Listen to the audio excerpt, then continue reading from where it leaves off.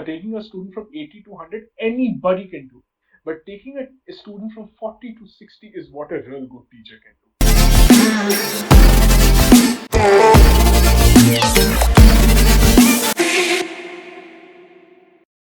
Now, when I talk about me personally, I do not enjoy a lot with students who are already good at the subject because that's not the challenging factor for me. The challenging factor is when you have a mediocre students who wants to learn, who wants to improve, or if a student does not want to improve, you make the student improve. And after that, the student comes up to you and says that, sir, whatever happened, whatever I scored today is because of you. You taught me so well. That I feel is the real satisfaction of us as teachers. So let me put a story forward. I used to give up home tuitions a couple of months ago, and there was a student. Now that student's parent comes up to me and she says that, "Sir, my daughter, okay, she is not at all good at maths. Okay, she does not score the 20 mark score. She hardly reaches the 18th mark also out of a 30 in a 30 marks paper. So can you please do something, make her practice and do it?" Now I will not deny that she was a very hardworking student and she had the dedication to do well in maths. Okay. So in the first 2 months when we started, I first took a diagnostic assessment. What is a diagnostic assessment? Before we start teaching, we take a small test of the previous class to understand how well the student is in their subject. So with this, I got to know that her basics are not very clear. Okay, the way she was answering questions, her basics were not very clear, and she did not know how to write answers. So for the first 2 months, there were 2 months for her unit tests. So for the first 2 months, we worked on this and we worked on the chapters also, and then the unit test happened. To my surprise, because before the test even I had given her a test, I had given her two tests, and in the two tests also with my corrections, she couldn't score about 25. So I was worried because at least she at least crossed the 20 marks, but she couldn't score about 25. So I was a little worried and skeptical also. What happened was after the test happened, when the test happened, I asked her how was the exam. She said it was good. I could answer all the questions. I was said good, very good. I'm very happy about it. But when the results came, to my shock, I was absolutely shocked. She got a 29 and a half out of 30. 29 and a half out of 30. And that was a time when her mother comes up to me and says, "Ki sir, aapne to chamatkar kar diya. It was because of you." I said, "No. I was the one who gave her a learning pattern. My job as a teacher is to give her a learning pattern. It is her duty to take it up. It is her duty to work on it, and she did it. So I think so. As a teacher, we cannot take credits of a student's success because it is purely the student's hard work and dedication towards the subject. But we can take the credits of giving the proper learning pattern. Because if you don't give a student the proper learning pattern, then a student can definitely, because I was not a good student. See, when I tell students that I was not good at mathematics, my students never believe me because I'm a maths teacher today. So when they come up to me that when I tell them that I was very bad at maths once upon a time, they say, how is it possible? Then how are you teaching us maths? You should have been a maths topper then. I said nothing like that. It does not happen like this. We become teachers because I feel if I'm a teacher because of myself somewhere. Because I know what were my requirements as a student when I was learning the particular topic. And if I say linear equation, word problems. Okay, I hope can I enter this topic? Yeah, yeah, up to you. Fine. Okay, when we talk about linear equation word problems, when we are solving it, they are very difficult. When we are solving it, sounds very difficult. But one thing that we need to know that every question, when you go from question 1 to question 10, if you follow the sequence given in the textbook, you will find it difficult. But if you rearrange the sequences, because there are certain questions which you're supposed to be doing first. Okay. When I was going through the textbook, when I was going through the NCRT textbook also, there are certain questions, the easy questions are given in the last exercise and the tough ones are given in the beginning. So when the students cannot solve the tough ones in the beginning, they feel demotivated. So here the teacher's role is to rearrange the questions for them so that the difficulty level keeps increasing in a very proportional manner. Okay, that is where a teacher plays a major role, where the learning pattern comes into place. So if you follow what is given in the textbook, if you follow the prescribed curriculum, if you follow the syllabus as it is given, then definitely you're not doing any good to the students. You are just doing good to the board, you're just doing good to the syllabus or the curriculum or the management. So a teacher is the one who is supposed to have the autonomy to decide what to teach first and how to teach the chapter. Okay, if there is someone sitting above you explaining that you're supposed to do this chapter first so that we can complete the portions easily, then it's definitely not what we are supposed to be doing as teachers. Okay, so this is where I feel when it comes to there was a movie named Chalan. Okay, it was a Rajkumar Rao movie. I have seen it. In that there was a very wonderful line that taking a student from 80 to 100 is not what a teacher does. Okay, that anybody can do. Taking a student from 80 to 100, anybody can do. But taking a student from 40 to 60 is what a real good teacher can do. So this is one thing I always keep in mind, that my work satisfaction does not happen by making toppers, but my work satisfaction happens in when I make a student who did not have the confidence to score well in maths or in science or in physics to score well in the subject. When they come up that yes, I did better than my last time because of you, sir, that is the real work satisfaction. Because taking credits of what toppers or hardworking students do, anybody can do it.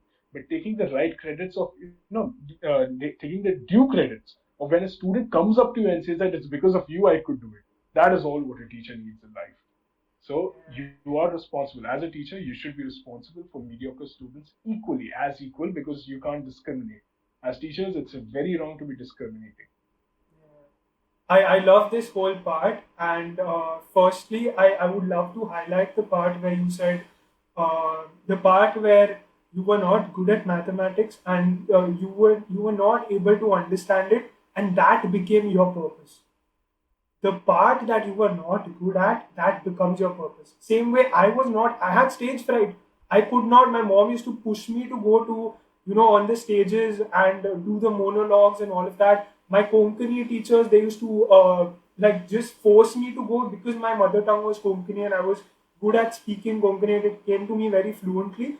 I was told to go on stage, but I could not do it. I was not able to speak out. And that is why this has become something that I want to do. It is always your suffering that becomes your purpose to heal other people out from their suffering. And Wonderful. True. that is something that I loved about you. Secondly, when you talked about the curriculum being altered by a teacher to teach the student in a much better way, I remembered our tuition teacher Anvesha, and she used to do the same thing. Do you want to speak on it? Do you want to speak on it? Absolutely. She's a total source of inspiration to me. In fact, me learning mathematics. See, we call certain teachers the pivotal teachers, or you say the Hmm. turning point teachers. If I hadn't had teacher Anvesha as my mathematics teacher, some way or the other, I would have been really, really bad at maths, and I would have not taken up science and maths after 10.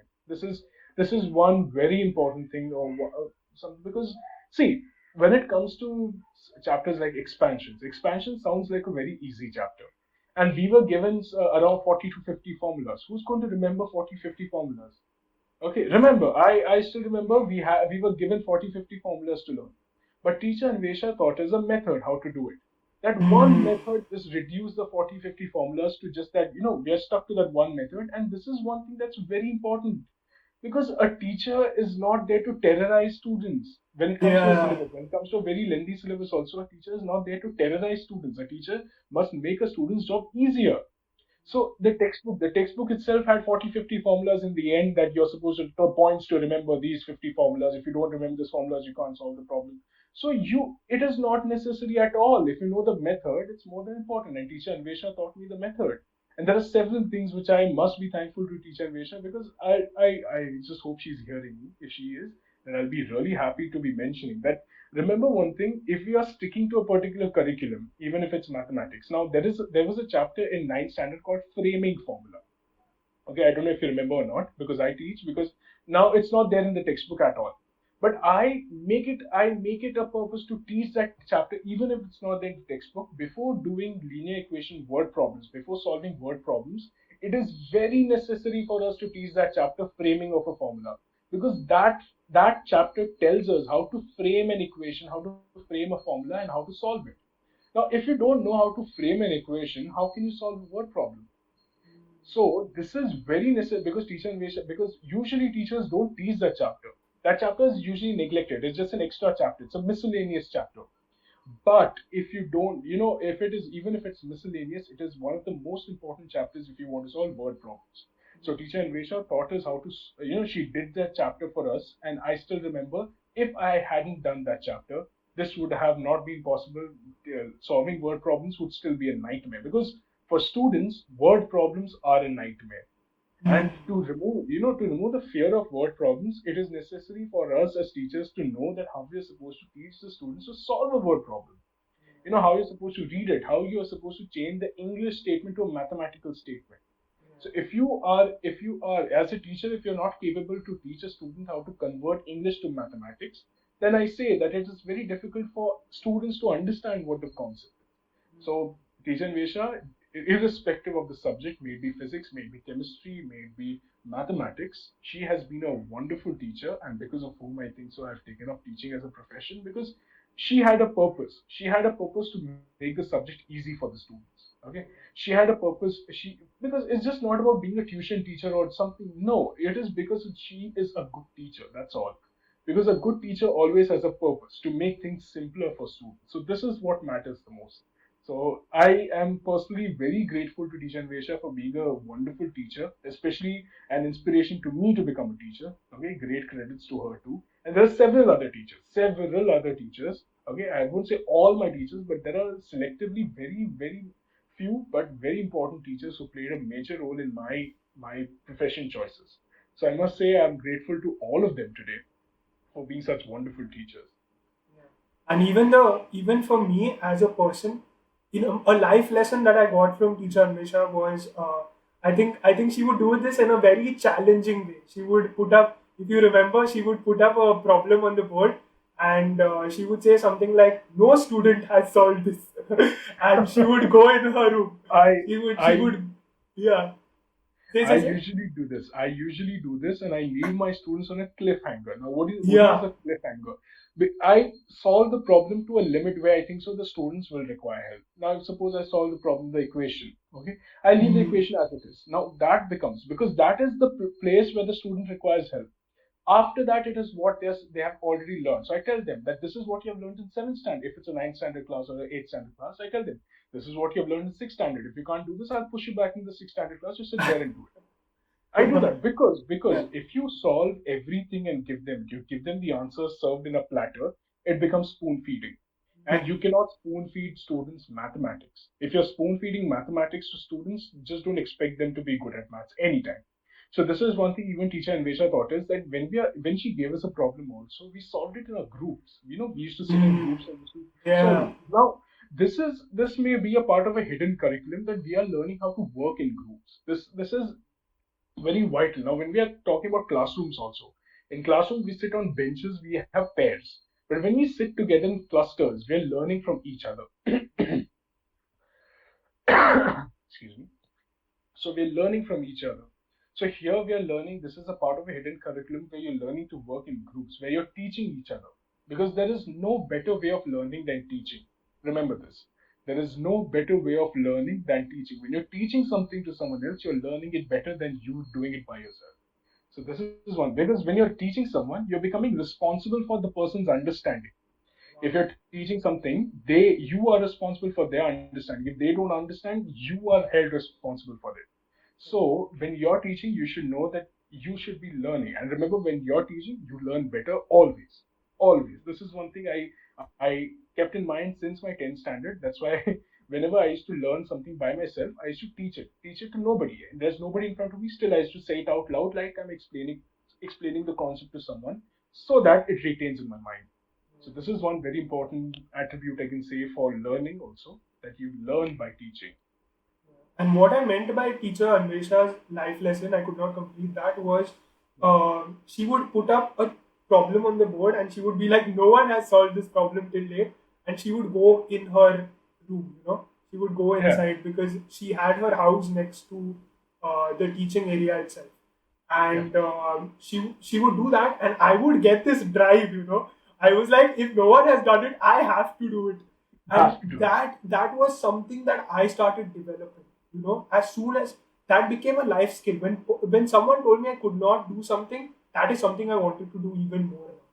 Okay, so that became a self drive for me, and I ended up actually solving a lot of the problems that she would say that no one would do, and that is why like she would always want me to be a boy topper and stuff like that, but I could not do it. So I'm really sorry for It's that, teacher. okay. It's okay. But yeah, It's okay. but no, Remember, that life lesson which she taught me, that became a lesson in myself. Like I was like, if I can't do something, I want to do it more now, and that was something that I learned from her, and that was beautiful. That is why I wanted to talk about let me mention another incident from teacher Vesha. When we finished our ninth standard, okay, she was asking us our scores. Okay. this. Turned out to be that I scored definitely better than what I scored in 8th standard. Because after 8th standard, we had to check our scores, right? So that day, she said one thing, that I trust Prasad because he's a very hardworking person. He has brought in change in himself. So this I was, I remember think, so that. this I was a remember that. so I think so this was a turning point in myself understanding the importance of hard work in life also, and also the importance of a teacher's role, because I told you in the beginning that when a teacher motivates you, when a teacher issues trust in you, okay, not trust issues, okay, when a teacher develops trust in you, it becomes a motivation for students to maintain that trust. And I think so this is where we also, as a student of teacher innovation, I think so I tried my I tried my best to keep up the trust, and that's why I could score a 89 in maths, ICSE maths. Okay. Maybe people thought that okay, 90%, 90, above 90 and all is fine, but imagine a person who used to get 42 in maths once upon a time. 42 in maths. Okay, I'm not ashamed of saying it. Okay, getting a person who used to get 42 in maths, who was a struggler in maths, getting an 89, it is a definite leap. And I must say that a teacher, especially teachers like teacher Vesha, play a major role in that, without whom it was never possible. I So love that. this is one thing I feel where a teacher plays a major, because I say, but as a teacher I say that it is a teacher's duty to bring out the best of a student. Okay, and these are several methods that we learn from our teachers, how to bring out the best from our students. So thank you, teacher Anvesha. If you're hearing this, I am really, really grateful for what you have done for me as a teacher, because it was not possible. Without you, it was not possible. And because of your efforts towards us, I think so I am in this field of teaching. So that I can also make a change in a student's life, or I can make a student experience the feeling, the good feeling that I felt being your student. So thank you so much for that. There's a subject that is supposed to be taught in school, but the management does not teach them the subject. So what they do is the students come together and they learn by themselves.